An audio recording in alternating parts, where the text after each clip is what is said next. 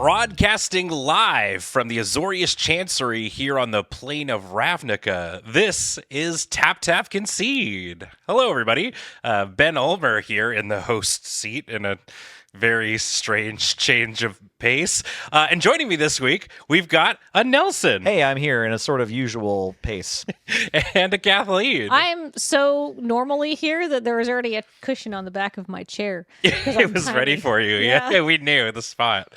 And welcome, everyone, to a very interesting episode of Tap Tap Concede. We're trying out something fun and different here, where we're taking on a bunch of user suggestions and questions, where if you've watched any Am I the A-hole kind of style content, or if you're familiar with Reddit, there's a lot of questions where people will post something in the realm of, like, I did this thing, and some people thought it was bad. Am I the bad person in this scenario? And we thought that would be fun to do in a Magic the Gathering sense, because I think there's a lot of questions that people, sometimes you'll do something and then people, it'll rub someone the wrong way and you're like, did I do bad? There's literally like Twitter threads, or I guess they're Blue Sky threads now, that go around and be like, hey, when is it okay to cast Wrath when you're in Commander? Like, you know, after the first hour, are we no on these cards? I opened this Cyclonic Rift in a pack. I figured that meant I should put it in my deck. It's a good card. Yeah. So, we've got a lot of people who've written in and had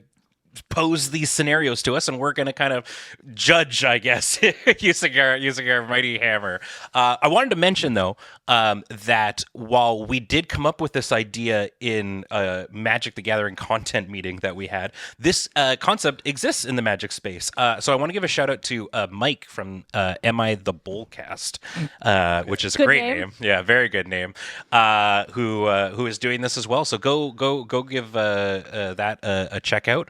And Mike actually wrote in for this, and we actually have a situation from Mike for this. I'm really excited to do it. But yeah, if you really like this, you can go binge like some number of other hours of the same content already. Yeah. And we've decided to our name for it is, we have called it Am I The Sinkhole? I love that. Yeah, Cameron came up with that name. Cameron did come up with Cameron. it. Yeah, very, very excited. So we'll see how it goes. But before we get into all that, reminder that this podcast is brought to you by the lovely folks over at cardkingdom.com. /LRR. They are makers and providers of all kinds of amazing magical products, singles, gear, you name it, all kinds of things that you can get. Cardkingdom.com /LRR. And if you let them know that we sent you, oh God, I'm never the one who knows this information. What is the button? I also don't know what the button is right now. I'm pretty sure that we're just doling out Kingdom of Cards while we await the new stock. Okay, all right. You can get the patented Kingdom of Cards button, so that'll be heading on your way, and it lets them that you're supporting the stuff that we do. So thank you. You can also, speaking of support, you can check out our Patreon, patreon.com/loadingreadyrun. We're able to do all this because of you, and of course, we've got our Dragon Shield sponsorship. You can use dragonshield.com/LRR5. LRRMTG 05 for a 5% discount on your order. There you go. Yes. So close. LRRMTG 5, no 0. Put Damn that code I in. was so confident. You were so close. You know what I'm going to say? Go to the description below where the links all reside. Yes.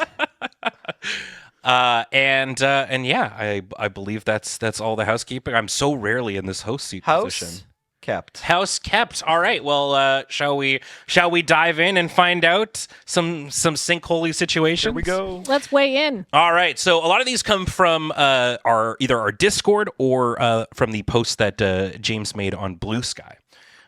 So we're not going to use any like usernames or anything like that. I think that they can remain anonymous. So this first one comes from our Discord. All right, here we go. So I introduced my brother to both D&D and Magic, and now he plays way more of both than I even get the chance to. But I very nearly hecked up getting him into Magic. One of the earliest games we played together was a Commander 1v1. Oh. That was that's the teaching one. Through a combination of magic being magic and as an experience with the game, I built a pretty commanding board state. The decks were pretty even. I'm no master brewer, but sometimes one deck works and the other doesn't. And despite the board being pretty one-sided, I deliberately didn't win the game because I thought I should give my brother a chance to play the game. Instead, he got super frustrated, and I was even more frustrated afterwards when I was more frustrated afterwards when I mentioned that I had a combo available that would have locked him out of the game. For the Magic players out there, they actually put it in, which is it's Carador, Ghost Chieftain, Spirit Kindred, and the combo loop, is Yosei the Morningstar to deny them any untaps. Just tap all of their permanents down forever. Yeah, shout out to Yosei the Morningstar. That they could have deployed. My intentions were to show him a good time, but I failed spectacularly. Does that make me the sinkhole? I'm going to weigh in immediately. Okay, yeah. You are a mild sinkhole for playing this deck as a training tool, even if they are well balanced. I guess you have to teach someone Commander at some time. Yeah. But I don't think infinite combos are good for a learning thing. I think that's more like, hey, I've got 2 decks with lots of creatures and mass pump, right? Mm-hmm. You know? Yeah, no, I think I'm with you there in the sense that like, so I taught my partner how to play through Commander, and I regret it immensely. Because I genuinely think that, like, I mean, we don't see them as much anymore. Does WotC even make intro packs? So nowadays we have Jumpstart, which Right. seems like the thing that most people have some access to or is around the most. To be like, hey, new player, just grab 2 of these and we'll jam like 10 games. Foundations has a bunch of Jumpstart Oh, and that's a bunch true. of like introductory player stuff, like have like a cats and a vampire deck. There's tons of stuff in Foundations for new players. I will note that actually I think Spider-Man, when Spider-Man comes out later this year, they are going to be bringing back the 30-card intro decks.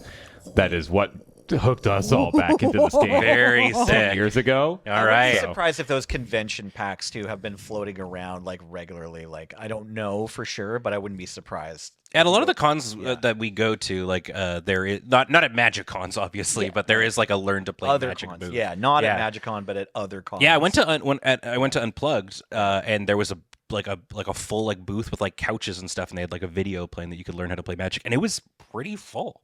Right. Like people were still kind of checking out in that space. So. Yeah, like I don't know if WotC has or regularly been sending a booth to things like the Game Dev Con or something like that. But any of these like bigger cons that are kind of in the gaming sphere at all, then if like there's a Magic presence at all, typically that team has access to like, even if they're old, they still are like putting out these intro pack decks. Yeah. I actually don't want to blame you for using Commander decks to teach your brother how to play. I think sure, it's obviously easiest if you have Jumpstart or intro packs or curated decks you made of like just the basics and mostly vanilla creatures or land or whatever. But if all you had was these 2 Commander decks and like you're on a trip, you're on a family vacation or something, or you're like, trapped skiing and it's raining or something, and you just have time and you have whatever resources you have, you want to teach your friend or your brother how to play Magic, I can't blame you for that. But the question of whether to let someone win their first couple games, I think that was the first sort of like, am I the sinkhole for doing that? And I think that's a really interesting and nuanced question. I don't think you're necessarily the sinkhole for letting your friend or your partner or your brother win their first game or one of their first few games of Magic, because I think getting to win a game of Magic is an important sort of like milestone that you really want them to have. And some people I think will just you gotta it's nuanced, right? You've got to know the person a little bit or make a guess about it. If you know that they're the kind of person that might not ever play again if they don't win their first game, then sure, yeah. And I think those people are out there, right? So it's like now you're in a choice of evils, right? Because obviously it's not ideal to let someone win, to pretend that you didn't have it, so that they can win the game. But it's like, greater good scenario. It's like a Wrath of Khan situation. My concern is that's not the right Star Trek movie, is it? That's not Search for Spock. It's a Search for Spock situation. My concern is not that they let the person win, because honestly, when you are teaching someone how to play Magic, because I've taught Penelope how to play some Magic and stuff like that, and as the person who's good at playing Magic, you have to play suboptimally and slowly to give the other person a chance to figure out what's going on. Especially if you do have a more powerful deck that does have this kind of like Carador and Yosei combo thing going on. Yeah. That's not beginner Magic, right? So you're going to like make bad choices because you want them to see more and take more game interactions, because your point is not to win, your point is to teach, and you often teach by example. However, telling the person afterwards that you had it, that moves you firmly into sinkhole You had territory. to lie. You had to lie your butt off in I that agree. scenario. I think if you needed to combo off in your game of Magic where you're teaching your brother how to play so badly that like then when you didn't do it, you had to tell them that you could have done it. That's sinkhole territory. You had to. I still had all these. Yeah. A little bit. Like I honestly don't even think you're the sinkhole if you had just Yosei locked them and been like, okay, so now in the game, what's happening is I can keep using Yosei every single turn and keep you from untapping, but we can play it out. Your stuff's all tapped. You don't get an untap step. Go. Okay, you can't do anything. Okay, my turn. I'll attack you for 5. You know what I mean? That's fine. You can still play that out, and like that's part of Magic. That's a real part of Magic. So I think even showing them that in their first game, unless you think like they won't be able to handle this, like, and you should just concede or whatever, or you should like try to engineer so they win. That's fine. But there's never a right time to be like, well, so you know. Not only did I beat you, I could have beat you so much worse. That's right. Like they won the game, but they didn't combo off. But then they told them that they had the combo. So it's like I don't fault you for winning the game, and I also don't fault you for not comboing off. Oh no! Wait, sorry. Let me clear. Okay. The board was pretty one-sided. I deliberately didn't win the game. Oh, Okay. Because I thought I should give my brother a chance to win the game. Okay. Yeah. So either way, I actually think either way, choosing to win or lose your first game against someone, it's fine. In a perfect world, I think everybody just plays the game normally because that gives people the most chance to like know what it is to play Magic, and you don't have to steal someone's first win from them, right? Yeah. Because the fair counter argument is like, well, I want if I win for it to be real, right? And I want to really feel like I won the game. I don't want to be pandered to. I don't want to be lied to and pandered to. Yeah. I'm the kind of person that like if I lose in a game that I'm learning and whatnot, I go, okay, I see where I messed up, and now I'm like I have a fire in my belly to like. To learn more and beat them. You don't want to you don't want a fake win. To pump your ego. Yeah. So, but it can go either way because you might know the person, you might know that your brother needed to win that game or whatever. But then I also think it's fine to combo or not. You're still not the sinkhole if you went for the combo or if you didn't go for the combo. It's just the still had all these. Yeah, it's just the still had all these. That's a sinkhole move. So if I could weigh in, if you were doing anything that my character would do on Friday nights, you are the sinkhole. Because like my character is an absolute a little bit of a magic degen. I am a jerk. Yeah. Sound is speeding. Lights on. Yeah. Kathleen, have you donned your sinkhole personality? Yeah. Okay, great. Your costume looks good. Let's go. It's true. Yeah. Yeah. So I think I would agree there. It's like I think you're in the clear, and I will say that with how Commander is nowadays, it is it's an accessible way to I think invest someone in Magic, but I think that like Jumpstart and like initial intro pack stuff is really good just to learn the basic mechanics and stuff, or just download Arena on your cell phone. Sure. Have them do Sparky's Quest 2025, and and then you can move into Commander. If you are like trapped in the cabin, you don't have internet or whatever, you can even take the Commander deck and just like cut it down to 60 cards, where you're like, this is the simplest version I can make. I like that. Or 50 plan. or whatever it is. Just like take out that infinite combo, take out any cards that are just like all words. Yeah. And then just like try to make a deck that's like lands and some stuff. And that, you know what that is? 2 kitchen table Magic decks. Yeah. The correct way to learn Magic. Yeah, I mean that's we play a lot of different TCGs and stuff like that here, and a lot of it is either we play with the starter decks or it's a curated sort of experience. And I think you kind of have to do that that's what I feel like. One of the hardest things about TCGs nowadays is like you got to curate the new player experience and find ways to onboard onto it, right? And stuff. So, yeah. Well, there you go. All right, done and dusted. I think we're feeling good about that one. Oh yeah, we all agree. Great. Well, why don't we scoot on to Mike's? Mike wrote in and Did he say, "Hey, I had this great idea for a podcast, and then Loading Ready Run ripped me off"? Hey guys, Dragons all big over the fan, internet. really disappointed. Mike, we're keeping everyone else anonymous except for you. Yeah, I guess. Yeah. All right. So, from the Discord, one of my own stories here is at my old LGS in another city. The regular thing happens where they really paints a scene. Okay. I feel immersed in this. Okay. The regular thing happens where you see folks. Ooh, God, I turned this into edit mode. No, we're good. Where you see folks at the LGS. Someone's got a table and a couple of seats open, so my friends and I asked to join. Eventually, we found a fourth, and we got all of our stuff out and ready. The original guy who we sat down with at the table breaks out his deck box and pulls his deck out. Sleeves are Chandra and Liliana making out in front of a fireplace. Uh-huh. Look, you do you, bud, but kids shop at this place, and you don't need to be capital H horned up in all aspects of your life. That said, I let it slide. The cards will be face up anyway. This guy then unrolls his playmat, and it makes me uncomfortable. It's an anime representation of an underage schoolgirl.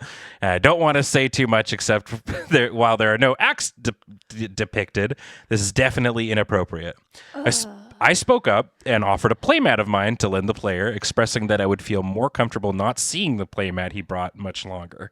It began to fill me with anger. I was a little heated and firmly asked him again to not use that playmat.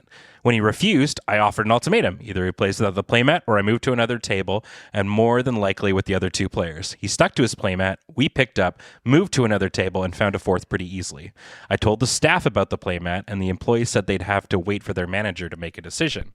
Another group arrived, and similarly, someone expressed discomfort with the playmat and excused himself, while the other two reluctantly moved forward with the game for a 3-pod. Management then asked him not to use the playmat in the store, but the thing is, I want to say everyone can express themselves around Magic, and that's fair, but there are some lines I wouldn't cross for some, but there are some lines crossing I find intolerable. Am I the sinkhole? Absolutely not. Yeah. This isn't sinkhole territory. No, this is, I mean, like, I think you said it right in your letter, Mike. You don't have to be capital H horned up in every aspect of your life, especially not when you're at an LGS and kids could come in, or nobody in this seems like they were underage, but literally two separate people were Two just groups, like, yeah. 2 groups of people. In total, like, like 4 "Whoa, man, people, yeah, all said no. That's too far. This person is getting a rise off that playmat and pulls it out to make people uncomfortable 100%. because they are 100% horned up and get off on that stuff. Yeah. Kick them under the table. Yeah. I mean, kick them under the table. I mean, there's a difference. By accident. There's a difference between being like Judge. there's a difference between being sex positive and like sexed up all the time, Yeah. you know? Like Yeah. Sex uncomfortable. yeah, I don't know. It's You can't really be. I mean, you It's- can say one thing about the Chandra and Liliana making out. also Chandra and Liliana, that's literally not even the pairing. That's true. Yeah, you'd feel a little different if it was Nissa and Chandra, but still. Yeah, Nissa and Chandra would be like, oh, tasteful. I mean, if someone had like the sleeves of Nissa and Chandra making out, and it's that classic pose of Betty and Veronica making out, like that scene, but done up as Nissa and Chandra, I'd have a hard time saying anything. But like tasteful. Yeah. But if the mat, you look at the mat and you're like, I don't know if that person's an adult. Like that's a pretty hard line for most people, as it should be. And I think the way that OP is telling this story, it's like they didn't. They weren't really rude to this person. They were just like, look, it makes me uncomfortable. I don't want to be at the table myself if you insist on playing on that mat. It's a little bit of an extrapolation of who the person is, too. You know, it's like if I see somebody with like horned up sleeves, like lolly anime playmat and whatnot, I'm like, you seem like somebody who also is going to like probably miss some social cues within this this game of Commander and stuff, and I don't know if I'm going to be able to vibe with that. Yeah, why am I'm just going to keep having to work to kind of forgive you at higher and higher levels. He said like the sleeves made me a little bit uncomfortable, but then the cards will be face up anyway. But you don't know that he doesn't have all the altars, with like the even worse scenarios on the card. It has such high potential to become the like going home for Thanksgiving with your ultra conservative family the Commander game. Yeah. Where they're gonna like drop something and then you're just gonna be like, haha, yeah. I will also point out you're playing Commander with this person. They're already trying to like. There is zero chance that they have pulled out this playmat before and it has not pissed people off. Totally. Because the fact that 2 people got pissed off in the time span of this anecdote. Yeah. Right? And the fact that they're like, no, I'm going to. And they were like putting their foot down. So other people have said this to them before. So they are obstinate and defiant and are looking to make other people uncomfortable. They're playing stacks. Yeah, I would have loved to know what deck they were playing too. That's it. That's relevant information Yeah. to the question. It's the Yosei Lock guy. Yeah. It's not. It's not. But the point being, this person is a jerk. And I will say Mike said that he got a bit heated in his story. I think I would too, obviously, because we had Nelson being like, what the hell is wrong with you, Kathleen, earlier. Right. But like, I just think that we are, as a society, too polite to people who are obviously up to malfeasance. Totally. Like, this person just wanted to go and rile people up and make people uncomfortable and then hopefully win a game of Commander on angles. Yeah. Right. Yeah, that's fair. Yeah. Screw that guy. Honestly, Be rude to him. everybody walks into the LGS thinking, I'm going to have fun, play Magic, and it's going to be a relaxing, chill, enjoyable day for me. And so it's like that part of your brain, I think, is on the opposite corner from the part that's like, wait, am I being treated fairly? I need to stand up for myself and those around me. You know what I mean? Like, I need to make sure that I'm not just being trampled. Yeah, I would It's argue. tough to reconcile. I would argue that everybody else in this scenario came in to say, I'm going to play Magic and have fun. The fact- And yeah. This guy came in to piss people off. Sure. Yeah, like I mean, everybody. Honestly, I think it's super cool because I don't get to go into the LGS as much as I would like to, right? And the idea that a group of people walk in, they see someone looking for a game, and you're just able to sit down and stuff like that. Like, we should really be endorsing that. And if you're, it just have to not be a weirdo. You know, I feel like the threshold is so low, but yeah. So not the sinkhole. Not the sinkhole. No, Not the sinkhole. not at all. You're in the clear there. Could have All been right. ruder. Okay, we got a couple short ones here, but so Graham went through this and did a little bit of curation, and I read this one and I think it's actually just very funny. Okay. So I'd love to get everyone's take here. So this comes from our Discord. So we're playing Commander. It seems like a lot of these are going to be Commander. Oh, yeah, that makes sense. Almost certainly. I'm playing a list someone else put together, riffing on Graham's Bear Force 1, a EULA deck. On like turn 2 or 3, I play Collective Voyage. If you're not familiar, Collective Voyage is a 1-mana sorcery from the everybody gets to put mana into it kind of cycle. I think it's called like Join Forces or something. Something like that, yeah. Everyone can pay mana. So yeah, it's 1-mana sorcery, Join Forces. Starting with you, each player may put any amount of mana into this, and then basically every player gets to go grab X basics. Yeah. I love this card. Really neat card. I put it in a lot of decks. It's fun for everybody. Yeah, I think so. Well, and here we go. I and another player dump in enough mana such that X ends up being 5 basic lands. So Lands for everybody. yeah. So both of us go and grab 5 basic lands. Another person grabs around 3, and the last person fails to find. Okay, well. No basics in your deck. Not at all? running any basics Collective in their Voyage, deck. Path to Exile, these are cards. Yeah. Yeah. The person then said very quickly after that they conceded before getting to do much of anything. Is this just a consequence of deck building, or was I the sinkhole here? I did feel bad about the player not getting to play at all. Not the sinkhole. Not the sinkhole. You were playing Magic. They built a deck with no basics. Yeah, and I know we have friends who don't put basics in their Commander decks. Daniel. Nelson sometimes. I mean, Right? yeah, like you sometimes I know, don't. some people don't put basics in. I always have like 20 basics in my Commander decks. But the point being, Watsy made this card for a reason. Your deck cares about everybody getting land, and realistically, and I would say 90% of games, someone's going to get at least 2 or 3 basics off this. Yeah. I don't think you need to feel bad. There are so many cards that the drawback is like Path, you know, you get to just kill something, and then someone they get to go grab a basic. But it's like between that, there's all of like the Ghost Quarter style effects. There's this card. I like running Veteran Explorer. There's like 4 in or my 5 decks. different Ghost Quarters you can play now. Yeah, Like, exactly. Field of Ruins, Demolition those are Field, great. like yeah. all these ones, right? You gotta put basics in your Yeah, at least one. even if you're playing 5 color. Sure. Yeah. One of each. That's all you need. Yeah, I would agree. Or initiative. Yeah. Initiative Oh. exists Initiative in exists, yeah. things, right? Like so many things tell you to go grab We, basics. you know, the list goes on. You know that we could keep going with how many reasons there are to play basics. The thing is, Tainted Pack exists too, and sometimes there's a good reason not to put any basic lands in your own deck from a deck building perspective. But you know for sure it was a choice. It was their choice, and so the player who didn't have any basics is grumpy and just wants to go next. I would say though that like even if you're in that situation, say like everybody else gets 5 basic lands out of their deck, and you get none. So you're like in the Stone Ages and they're already casting bombs.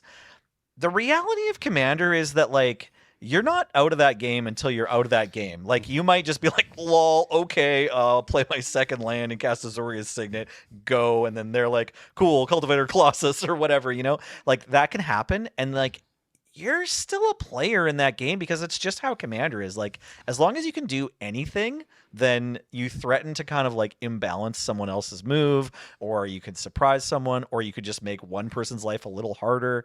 And all those things matter. Like they're crucial to winning games Commander. Yeah, Commander is also a multiplayer format, and that does have this sort of self-correcting politics aspect, especially when you're playing with people you don't know. Yeah. That because I'm assuming that you didn't know that this person existed or what their deck list is when you made your deck, because that's ridiculous to assume, you know. And you didn't know this person, you didn't know what they'd be like, and so you know you're probably not going to play Commander and say, oh wow, this player is super behind compared to everybody else. I'm gonna pick on them. Nah, probably not. If you don't know this person, you'll probably leave them alone and attack the people with threats. There's a very good chance that person wins the game. Yeah, actually. I've won more than a few games by looking just non-threatening. The like don't worry about me, I'll just seep into the background like Homer into the bush or Yeah, whatever. yeah, Like yeah. that's a game-winning strategy too. For sure. And you're gonna have an easy time pulling it off because your next several turns are gonna be super short, right? Yeah. And you're gonna And barely people are have going to anything. ignore you. They're going to compared. start Yeah. looking at everything else. We also play in a way too where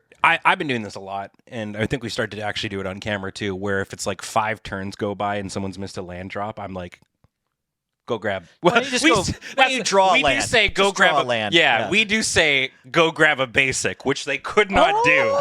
So I don't know what you do in this scenario.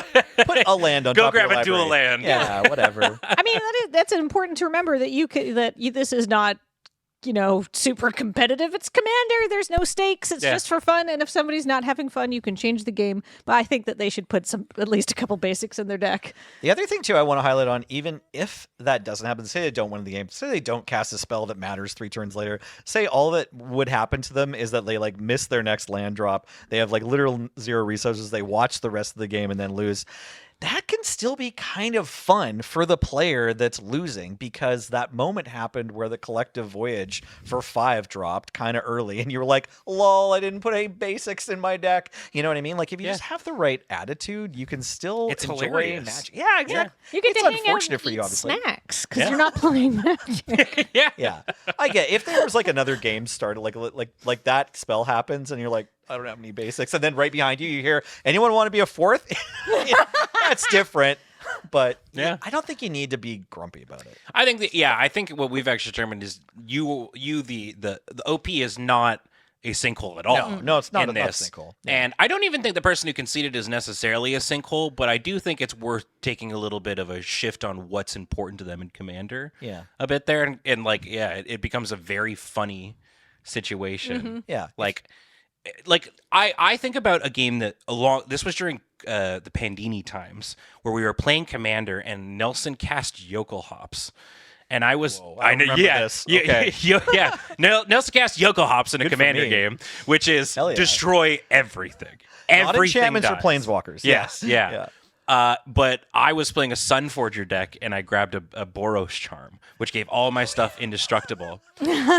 So everyone lost all their stuff, and I lost nothing. And we were like, let's shuffle up for the next game. And I was like, oh no, we should keep playing or whatever. And you're like, okay. And then it didn't occur to me that everyone had lost their things. And that to me is just a hilarious thing. It's like, you just go, cool, that person won or whatever. Let's shuffle up and go again. Yeah. But yeah, it's just a paradigm shift a little bit, I think, in those situations. You two, I was going to say you have a very healthy attitude. Right. And you can have that as well, and hopefully, the person who scooped on turn 3 will grow as a player. I'm sure they will. And aspirational attitude about Magic. Not even getting better at winning at Magic, but if you can just get better at enjoying Magic, that's something you can improve about yourself. Great. All right. So not the sinkhole. Not sinkhole. I got a really interesting one here, and we're actually busting out a commander. Okay. This one comes from our Blue Sky. They responded on Blue Sky. All right. Playing round 1 of a pre-release, and they're in game 3. I've got an aggro deck, and my opponent has a slower deck. We do not have a lot of time left in the round, maybe about 5 to 10 minutes. After sideboarding, my opponent then starts to shuffle, then mulligans, and shuffles a lot again. After quite a bit of time, I tell them that they've shuffled enough, but they said they want to shuffle more. I really feel like they were intentionally stalling for time, knowing that their slow deck could never be able to win with the time left in the round, but I could. Am I the sinkhole for commenting on their amount of shuffling? No. Not really, but I want to tell people to call a judge. Yeah. Stalling is cheating. If you think your opponent knows how much time is left in the round and is trying to prevent themselves from losing by just making their game actions take longer, that's cheating. And if you suspect it, and you will sometimes, you should call a judge. You shouldn't have to try to Perry Mason your way into trying to win the round or get the person kicked out of the tournament by yourself. That's the judge's job. And if the judge comes over and says, no, they're fine. They were doing a fine pace of play, then you feel better as well. You'd be like, okay, yeah, I was nervous. I was worried. I was in my head about trying to win this match, and I focused on that, and I'll get over it. You know what I mean? That's so bold of you to assume that everyone's so as well adjusted as you are, Nelson. Well, that would piss a lot of people off if they were like, my opponent's slow playing, and they came by and the judge was like, they're just doing it normally. I think they'd be either angry or aghast and very embarrassed. Really? Okay, fair enough. That's possible. But then what? You know what I mean? It's it's the judge's ruling. Yeah. No, I agree with you entirely. If you think somebody's doing something, don't start an argument and don't be getting annoyed at them. Just call a judge. And realistically, I think if somebody is shuffling and mulliganing and shuffling multiple times, I think you can say, you've shuffled enough. Let's get a judge over here and start our game, please. Yeah. Or at Also, least, if your opponent's playing an aggro deck and you're playing a control deck and it's round 3 and you have 5 minutes, just win. You still want to win that match. It's better for you if the match ends it not being a draw. If it's a draw, the whole tournament watches your slow deck and thinks you're a slow player, and they gear up to play differently against you, and their expectations about you as a person are changed, and all this stuff. And it's just, you still win 3 victory points if you win the match, and only 1 if it goes to time. The game is already structured to try to incentivize you to finish that match. And if you are playing slower, just trying to play so perfectly that you never make a mistake, stop that. That's not Magic. Magic in tournament is a time constraint game. Think of it less like chess and more I'm not struggling to think of the perfect other example, but StarCraft or Mario. You know what I mean? There's a certain amount of time you have to make these decisions. They're not all going to be correct. Not even the pros. The pros don't play perfectly when they're up there either, and they have more time, but they still have to make decisions within a reasonable amount of time. Right. So you're saying that it is better EV for you, even if you're worried about losing, to try and play it out to win rather than just force a draw to go to time. Absolutely. You're not winning the tournament if you go to time and don't finish the match. Any amount of things can happen too. Yeah. You shuffle up real quick, roll down. Maybe your opponent has to mull to 4 or 5, to 4, right? Yeah. And they might miss their third land drop. Yeah, and you just win. You don't need to play control. You just have a 4/4 on turn 4, and then you attack them with it. Limited games can be done extremely quickly. So fast. Not even based on the archetype you're playing. Yeah. Right? Sometimes your opponent doesn't play anything till turn 4, and you played on turn 2 on the play or whatever, and you just beat them down with this grizzly bear for the first little bit, right? Another thing that happens too, this happened to me before, where it's round 3, or it's game 3 in the round. There's not a lot of time left, but you're just so zoned in thinking about all of the variables of the round and your own deck, and thinking about your plan and thinking about what you're going to match up with what. You're just thinking about Magic, and you kind of just zone out, and you shuffle your deck 25 times and you don't know it, and your opponent says, hey, I think you've shuffled enough. They're probably right. If they said that on the second riffle, maybe like I want to do at least 6 or something, but like they're probably right. I got a slow play warning at a last chance PTQ, and it was the same time as my opponent. We both just were like mulliganing to 6 after not wanting our 7s, and we both were just told like that's enough shuffling. You guys need to we both just like put our decks down because we had like zoned right out. Like, I think in these situations, it's like you can just completely remove any onus of like being a dink to just do what you said. Like go, I think they've been shuffling for a little long time. We've only got 5 minutes. You could mention it, I think, and be like, hey man, we've only got like 5 minutes left. Can we get going? And they're like, no, I would like to shuffle more. Then I go, okay, then I'm gonna call a judge just to watch the game and make sure. Yeah. Like you can just completely remove yourself from any onus of like blame, I think. And if you've never done this, it's just judge, can you watch my round for slow play? And like you're not being a sinkhole. Nope. Yeah. That's why we have judges. The judge might not have time to do that too, or they might be able to watch it for like 30 seconds, then they have to leave to take a call, or there might not be enough judges for you to get there. Like every tournament's different, but asking does not make you the sinkhole for sure. Yeah. No.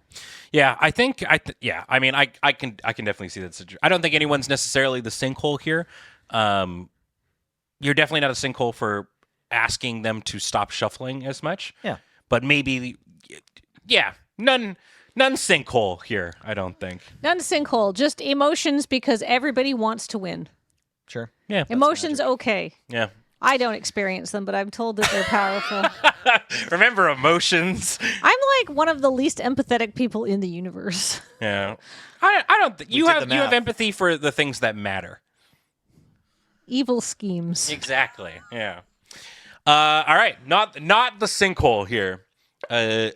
This one's really interesting because I think it comes up with us a lot because we're a bunch of friends. This is a drafting related one. Wow. 2 non-commander. Yeah, questions. yeah. Impressed. All right. So everybody, I want you to take your mind back in time to when Ikoria came out. That was Okay. pandemic. It was time. pandemic Okay. time. Yeah. So remember the vibes that you were in during that. They dropped companion on us. Yeah. So for Ikoria, this comes from Blue Sky. Thank you for reaching out there.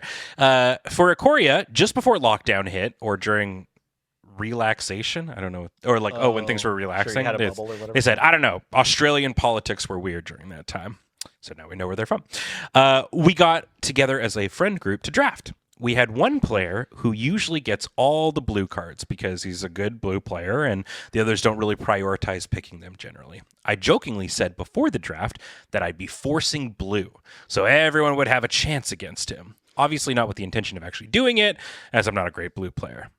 I ended up opening Shark Typhoon, pack 1, pick 1, and another blue limited bomb in pack 3, so I actually ended up in blue. Now, he didn't complain as I ended up having an actual deck for it, but looking back, it kind of feels like a dick move by me. So, am I the sinkhole? This one's so interesting. This one's interesting because we do this shit all the time Constantly. on Friday Night Favor. It's even blue too. Usually, like if I'm guilty of it. If I sit down and Adam's not at the table, like he hasn't been playing much Magic lately, I'm like, okay, should I just plan to be the blue drafter? Yeah, because there's blue as well as like the color that tends to be flooding the FNM or the Friday Night Paper fight tables. Well, if I see Cameron, I'm like, I don't know if I want to play Izzet or Demir. Right. You know, I don't know if I'm gonna even look at those cards because I think we have players do have a tendency to gravitate towards their favorite colors in draft. Sure. Not always, though. I think we're better I than that. try to pick what's open. Me too. I usually end up in white in draft, which is not one of my favorite colors, but I find it tends to be open. Mm-hmm. And so maybe that's other people prioritizing the red and the blue and the green at the group, and I don't even notice because I'm just like, I don't know, I've seen this third uncommon go by. That's probably a sign. Every other color has like a limited game plan that's usually pretty easy to figure out from opening the packs. But blue can go a few different ways. And so knowing what a good blue deck in a limited format is usually requires you have played that limited format at least once. And a bunch of the drafts we do, we're on that set for the first time, right? Yeah, I feel like I definitely have gotten better at pivoting over as time has gone on, but I tend to not. If my rare in pack 1 pick 1, which is different now because we have the play boosters, so it actually gives you a little bit more options. But if my rare is super playable, bomby, whatever, I'm like, if it's like this red rare, I'm forcing red like for that whole draft. That's right? just staying on target, right? Yeah. Because you're sending the signal that I'm taking the red rare, and then you start taking other good red cards to support the good rare that you've gotten. And before long, you are forcing red because, you're picking up the red cards and other people are moving away from it. I think that's part of drafting. Yeah. I want to clear up some terminology here too. If you open red and then you draft red, like what Kathleen says, you're just staying on target. You're drafting red. But if you're forcing, usually we mean in limited, if you're forcing, it means you're coming to the table with the plan before you've seen any of the cards.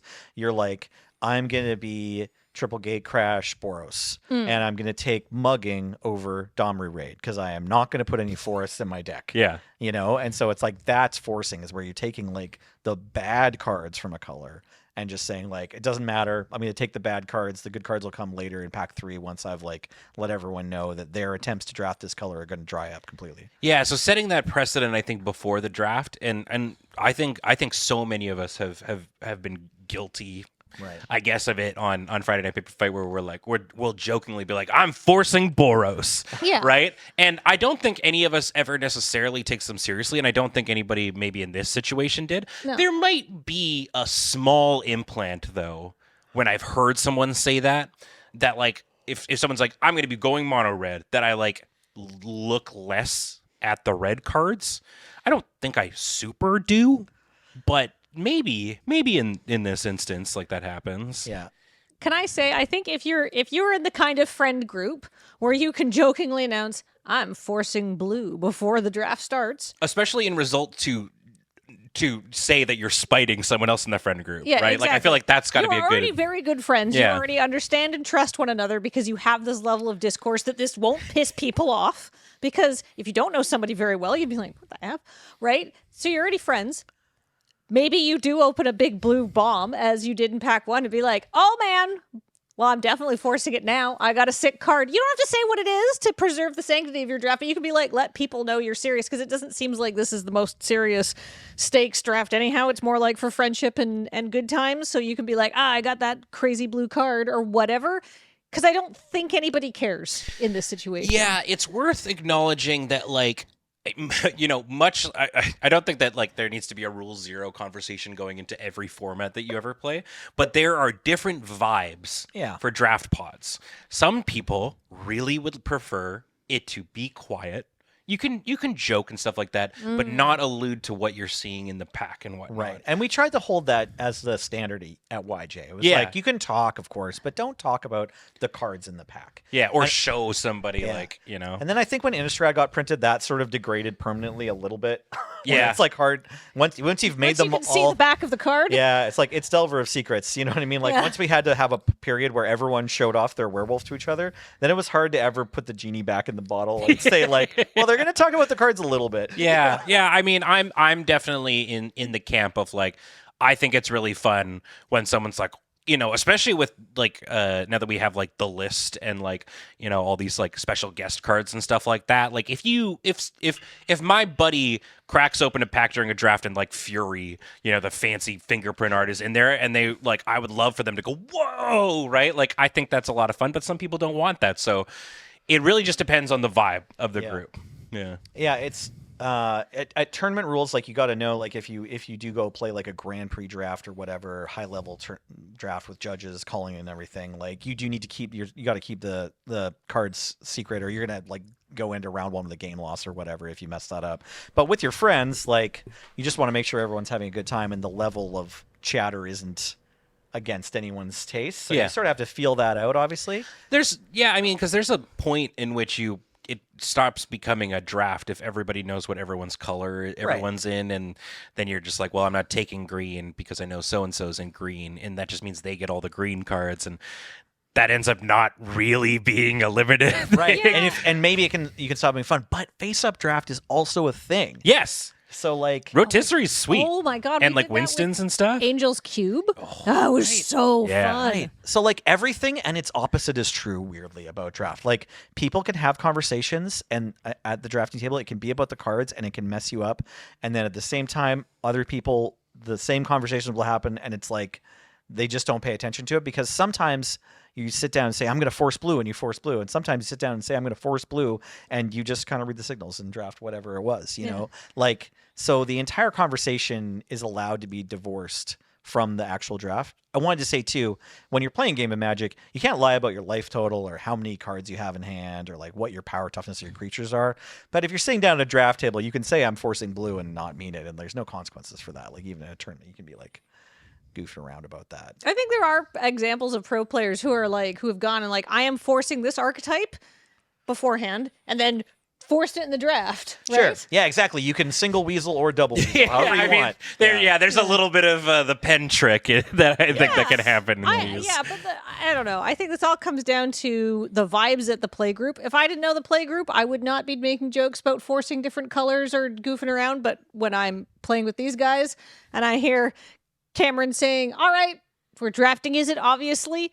And then I see Ben opening a sick special guest card. I'm like, cool, my friends are having fun. Yeah. Yeah. So, I mean, I don't know. I wouldn't say you're the sinkhole, but in this situation, there's something to be learned, right? Next time you're drafting with these people, maybe it's like, think about as you sit down, you're like, I'm going to force blue. And then, like, what everyone's reactions are if you just, like, take Vivian Reed and you're in green and you end up green white or whatever, or if you're like, I force blue, and then you're like, you were meant it as a joke, but then there's a shark typhoon and you're like, I actually am going to force blue, and like how everyone feels and like whether anyone's grumpy about that, because these are your friends and I think if you say it, don't say anything, and then go, I have a shark typhoon, and what else was bomby? Whatever other blue bombs were in that. That one right? was pretty good, yeah. Yeah, and then you're just like, and all these, I would instantly be like, oh, so it did work out for you. You didn't force anything, right? Because no one's passing shark typhoon. Nope. And if they are, I mean, it's probably just later in the draft. And if you go, this was my P1, then I'm like, oh yeah. Rocket. Like, it instantly dispels any sort of thing for me a little bit there. But yeah. So yeah, not the sinkhole, I don't think. Yeah. Mid. You're not a sinkhole. Maybe what's slightly. Maybe you're a pillage.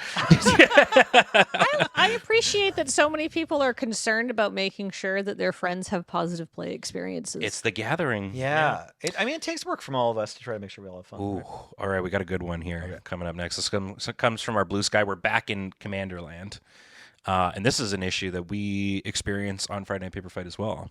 So they're playing EDH. And they're playing Maga, Traitor to Mortals, which is a card from Kamigawa that I know what the art looks like. It's the dude reaching up into the sky.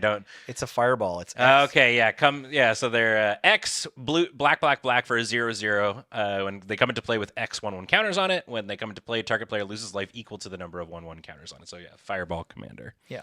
Cool. One of my opponents had a Bant deck that usually won out of nowhere with combos that mono black has a very hard time dealing with. I got out an early OG Sorin. Okay. Set their life total to 10. Set their life total to 10 and took them out not long after, I assume, with a big fireball to the dome. Sure. The game went on then for another hour. Ooh. Okay. Am I the sinkhole? No. That's Magic, folks. Yeah. That's how you play. Someone's got to win and someone's got to lose, and then the game can drag. It happens all the time on there. I don't know why all my references are of you. I guess you and I play a lot of Commander with each other. We played a bunch of Commander games in a row where some of the same things happen, right? Like where you beat me out on like turn 5 with Liberty Prime or whatever. The Liberty Prime game was a real point. I remember you just being like, "This is how it has to happen." Like, it's not your fault. It's not my fault. It just makes the most. You're playing a Voltron Commander. Yeah, you're on my left, right? Yeah. So it's like you sort of get the most out of killing the person who's going to take a turn right after you, and like. Also, you stumbled once or something, right? Here's the thing, though. Yeah. The difference here is, like, in our instance, I got to sit there, right? And I got to watch, and that's fine. It's fun to watch, and, like, you can comment and all that kind of jazz. In the instance where you get kicked out of a Commander pod early and you're not on camera, right? You can go do whatever you want. That's true. Maybe you're at your friends for Commander night, and the hope was to have 1 or 2 games, and you got there and you sit down at 6:30, and then at 6:40 you're like, well, should I go home or whatever? Yeah. Like that they're not at an LGS, anything else to do. Like, I sympathize, and like the MAGA player is sending in the question, right? They're like, I had to watch them kind of be bored for an hour. Yeah. Like, was that the wrong thing for me to do? And it's like, the weird answer is no. Commander is the wrong game to play because inherently in multiplayer Magic, people stop playing and then it keeps going until there's only one left. Like, this is the most popular way to play Magic, and it's unfortunately not great board game design, right? Yeah, I'm going to posit a little bit of You Are the Sinkhole. Okay. Oh. Only because from the way that you've written this, you came in with meta knowledge. Yeah, we haven't talked about that yet, but Right? certainly these players have played before. They've right? played before, and I mean, again, like, depends on your play group. If at any point in a game, because we sometimes we play multiple games on camera, right?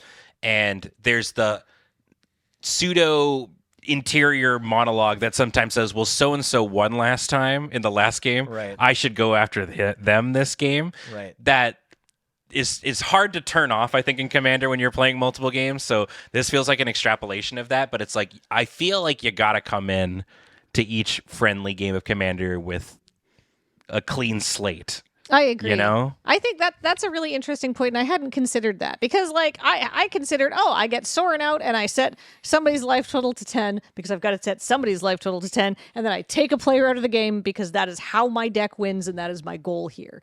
But if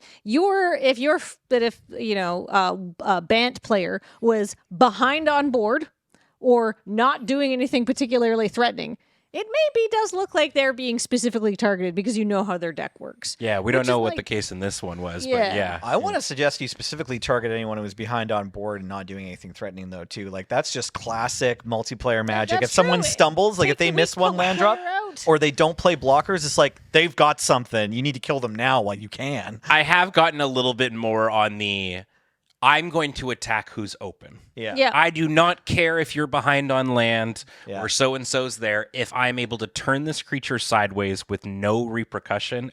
From a purely game, there's political repercussion there. Sure. I'm going to do it. Yeah, if I have a safe attack, I'm not going to sit there and like leave 4 damage on the board because I don't want to make an enemy because it's too early. Yeah. We've already made enemies because we're playing Commander. Yeah, the goal is to kill everyone. Yeah, the goal is to be the last player standing. Yeah. You're already in a competitive environment. I don't know. It's tough. It's worth identifying that you know what you're doing when you're putting OG Sorin in the decks. Yes. I'm not saying don't do it. Yeah. But as you said, Kathleen, you're not playing OG Sorin to uptick him. Yeah. You are putting that card reads. You get to take someone's turn. Yeah. That's pretty fun, too. Yeah, that card, especially in a mono deck, black deck, that card reads set your opponent's life total to 10. And I think it has a place in decks, right? I don't think, but it's like, that this is going to happen, so embrace it. If you're setting someone's life total to 10, you've done that. Did they also? I don't know. We didn't actually get to hear from this how they died. Oh, right. We assume they got Magad, but maybe other people attacked them or whatever. Maybe it's like I just played OG Sorin. And then everybody else is like, they're weak. Get them. Yeah, maybe the other 2 players like, oh, good, the Bant player's low, fight him, and then untap Sorin +2 to kill them or something, right? Yeah. I think what we've learned, I think my advice to you is I think everybody was, as long as you weren't like specifically like going after this person because they had beaten you before, right? As long as it was a correct gameplay rule, like a gameplay strategy choice to take a player out of the game, then don't be worried about it. But maybe y'all need a couple of different Commander decks. Possibly. So you're not like, it's this Bant thing again. I hate playing this thing. I can never beat it. I would, yeah. I mean, I guess it's worth being like, hey man, you want to mix it up or something like that? Like, if swap decks. Yeah, like we're in an interesting space where work and our play group mesh together, right? And so a lot of the Commander games we play together are what you see on camera, right? And so naturally we're constantly shifting it up and playing different things. But I think if I was in like a group and I'm like, hey man, you brought this Bant deck for the last 4 weeks in a row, like what? And not, I would not even just put it on them to bring something. I'd be like, hey, what about if we all do some sort of theme thing and bring a new deck or whatever? Wouldn't that could be kind of cool, right? Because it's nice to try to go in with a clean slate, or at least like an attitude of a clean slate. But it's impossible if it's just you and your 3 friends. It's hard. You only have one deck each, and you're all playing together like every week. So from the MAGA player's point of view, it's like, okay, if they're playing the Bant deck, the only way I can beat them is if it's like kind of early game, I get their life total down with Sorin, and then we all attack them, or I like 1-2 punch them out. Because as soon as they have enough resources, their counterplay is going to beat me, and they're going to combo off, and I can't stop their combo. So like, that's kind of legit too, right? It's just sort of like, well, you brought that deck. We've played together before. I think this is the only way I can beat you. So then I played Magic from So there. then I drew my Sorin because you're not guaranteed to draw it. Yeah. And he went, okay, this is a good gameplay line for me. Yeah, and so I don't think... I essentially not the sinkhole, although I totally agree with what Ben said. And if you can, play some different decks. There you go. I don't know if it's the end of the episode yet, Mix it but up. this would be a killer Card Kingdom segue right here. Actually, I mean, I don't know. Like, I don't know. Do we have time for one more? Does a that fast feel... one? Yeah, A fast one one? more. Okay. One Well, more. we got. Let's do I have one really short one here that we can talk about. No nuance, only opinions. Yeah, no nuance, only opinions. Okay, so this has probably happened before to people. I mean, well, we started with EDH, we'll end with EDH. This one doesn't say where they're from. From a mystery zone. All right. Shout out to Kathleen. I'm a mill enjoyer. And I always double check that people are okay with before playing. A player I had never played with before had a pretty bad threat assessment and would get very irritated if anybody touched his very obvious value engines. Mm-hmm. I told him I need to turbo mill a player about to win, but I couldn't go for it unless he didn't kill me on the next turn with big dragons. I had an onboard wipe, and I said I won't crack it if he directs his beaters to someone else. He agreed to give me a turn, but I didn't trust him and held up mana just in case. Good thing I did, because as I began my milling, that hit everybody. It was an effect that I couldn't stop. He milled a card he loved and absolutely lost it. Yelling and saying rude things how I was going to try and take him out on his turn too. My explanations fell on deaf ears, so I finished my turn by killing the player I set out to and then passed. The mad player immediately went to combat, stating he was going to kill me, so I activated my board wipe. He scooped and threw things and left the store. Am I the sinkhole? I think you know. I think you know that person is a sinkhole. They're a sinkhole, but I'd like to... There was something I really, hinged on here. So Do you have an anime playmat? Yeah, probably. Almost certainly. You're the sinkhole, but not If for you're this reason. yelling in an LGS, there's no W's to be had here. But the way that they describe it as you're not the sinkhole, but you say that you killed the player that you said you were going to kill.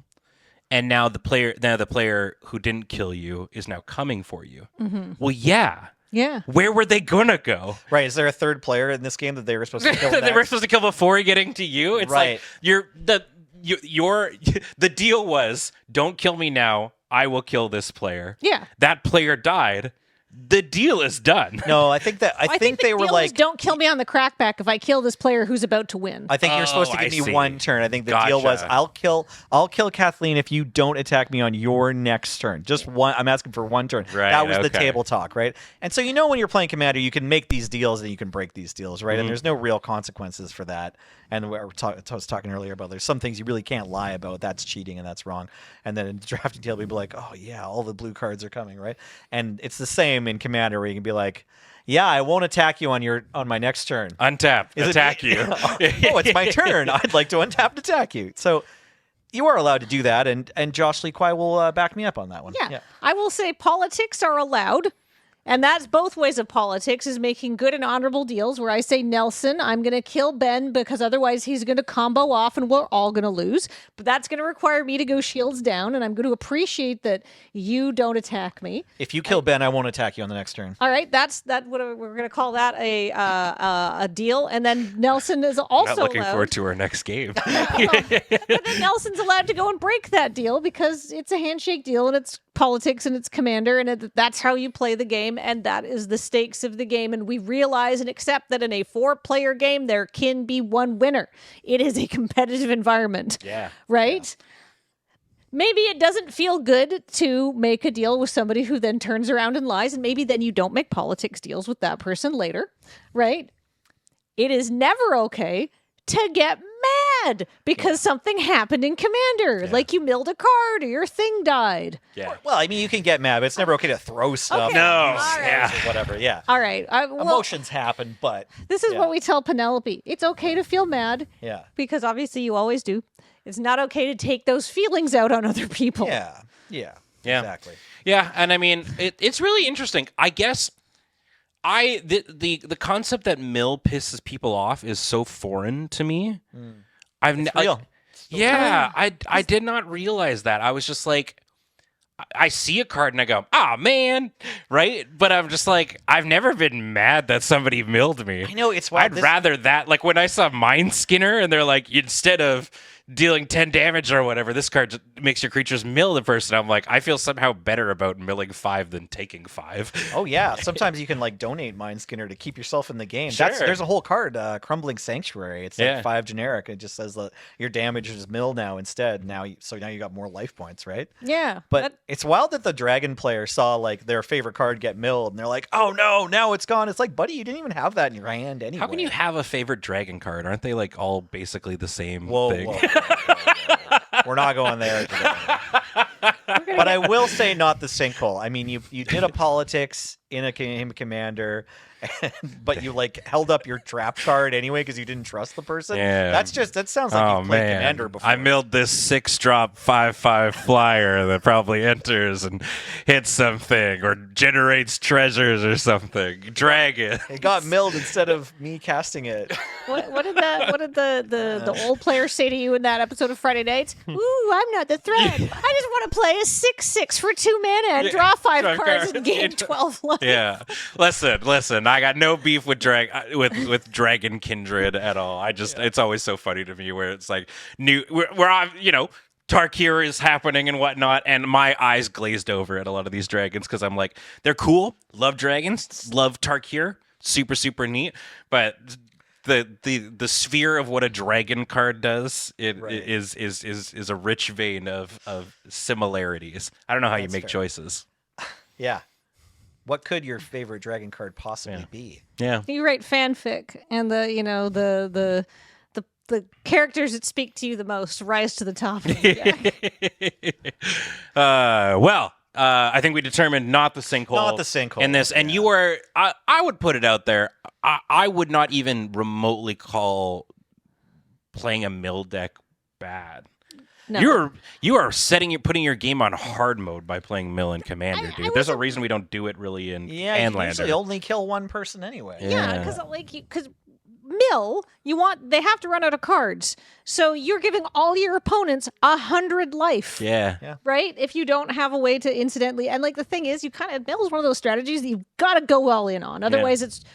For most players, it's probably helpful to mill cards because there's so much graveyard recursion these days. Yeah. Or like things like that can use the graveyard as a resource. I could see different mill effects being weighed more heavily than others. Like if someone's milling me out using like a Phoenix deck and it's like big booty millers and stuff like that, I'm like, sure, that's fine or whatever. Yeah. Getting like traumatized or cut your losses or something like that, I can see that feeling bad because it's like 6 mana and someone just axes half of their deck instantly. Like that can be tough.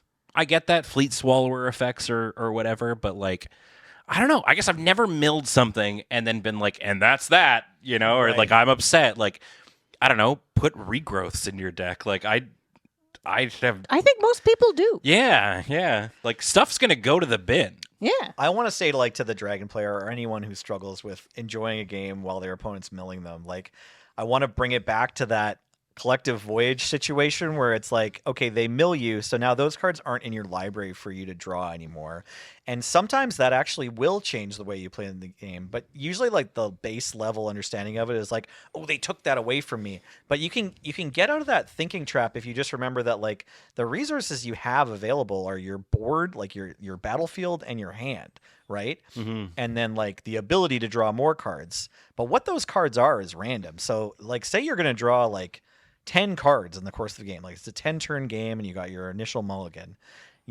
All the other like 83 cards or whatever in your deck, those are just random. Like if they were in your graveyard or in your library still, it's kind of the same. Yeah. You're still drawing 1 card a turn or however many you're drawing and stuff. So if they manage to mill you to the point where you have to stop casting card drawing spells, like that's relevant. That's like them winning. I think more people need to look at commander decks less as this 100 card synergistic engine and more like 20, 25 cards in this deck are my cool dragon thing. and then putting like another 15 to 20 as my interaction or as my toolkit for like what I'm gonna do. Like I should have like a couple disenchant effects and all that, And or I need like ramps so I can cast my dragons. yeah, you right. know? Like and you don't. There's a certain level of like much as you were saying with the non basic or the basic Right, land the player, basic right? land It's just like, yes, it is undeniably from a just looking at it standpoint to be like it feels nicer to have a Badlands than a swamp and a mountain, right? Because it's like it feels better to put that one card in there, but in a lot of happenstance, it feels better to drop Glorybringer than it does to have Reclaim, right? Like that feels better. I get it, but you're probably going to run into less of these sort of scenarios where you're just like, oh shoot, I can't do anything to this. Yeah, or even if you don't have regrowth, just like realizing that like this either changes your turn or not, right? Yeah. Like maybe if you are drawing to an out and it got milled, then you're like, okay, what do I do now? Like you're in kind of an exciting escape room of a Magic game now, right? Versus like if they just milled some of your dragons, but you have a bunch more dragons in your deck, just keep playing and ignore it. I just want to say again that this speaks to your sort of positive attitude towards life when you are in a game situation where you are trying, you're like, I need this card. And then that card gets put in your bin. And your reaction as described is like, oh, how interesting. Now I'm in a different problem. Whereas most people would be like, well, Right. I have gotten so mad in a game that I threw things once and I really regretted it. So I will just say that like anything you can do to try to like get yourself out of that place in your mind is a service to yourself. I think it'd be calm and zen like Nelson. Yeah, fill your sinkhole with dirt so that you can With climb peace out and of love. it. Throw a garden out of your sinkhole. Yeah. But like seriously though, like if you just go into everything being like, I get to play Magic, I'm going to make fun gameplay decisions and enjoy myself regardless of the outcome, although I will try to win because it is competitive and we know we want to. I think that's a great attitude to have. Yeah, absolutely. And I think overall, like none of these scenarios were like, I mean, there were some straight up sinkholes up in here, right? But I think at the end, we've kind of elaborated that it's all about like your perspective on the scenario and how you take these things and the actions you take afterwards. That is probably the biggest indicator if you're a sinkhole or not. Yeah. Right? I would say everybody who wrote to us is not a sinkhole because they were genuinely concerned about their behavior and wanted to know. Yeah. However, there are many sinkholes out there, and that they'll never know because maybe we've gotten a couple of people to invest into some different playmats. Well, I hope so. Playmats that you can find over at Card Kingdom. Yeah. There we go. We came around on the segue. Does that work? Yes, perfect. Fantastic. Cardkingdom.com/LRR is the place to go for all kinds of Magic paraphernalia and cards. And if you use that link, it lets them know that we sent you, which helps out a ton and gets you a cool little button. Kingdom of Cards. Kingdom of Cards. Ding. You might have to ask for the button. Say, LR, send me button, please. Yeah. And of course, use the link down below in the description for our Dragon Shield dealio. There's all kinds of amazing sleeves, including like the ones that we have over on our store as well. And check out our Patreon. Yeah. This was a lot of fun. I hope you guys enjoyed it. This was kind of a weirdo experiment. I loved it. Yeah. I mean, I have so many opinions. Yeah. Well, you were. I would love to. If you really enjoyed this, please let us know down in the comments below, and we can look at making it a reoccurring thing. We had so many people respond, and we'd love to give you our opinions on your life. Yeah. Thanks for sending in submissions, everyone who did. Yes, absolutely. The ones we read and all the other ones. In the meantime, don't forget to check out Am I the Bullass? Yes, Am I the Bullcast? Am I the Bullcast? Yeah, we'll put the link in the description below for that too. Yeah, actually. there's also a a phonetically written out version over on EDH Rec for it as well. Oh, so nice. You can just read them as well, which I think is really, really cool. But from all of us here in the LRR Studios, I have been Ben. This has been a Nelson. Thanks for listening. Kathleen. I'm the bad one. And of course, James on tech. And thank you very much for watching. We'll see you next time. Bye-bye. Bye. Someone edits these.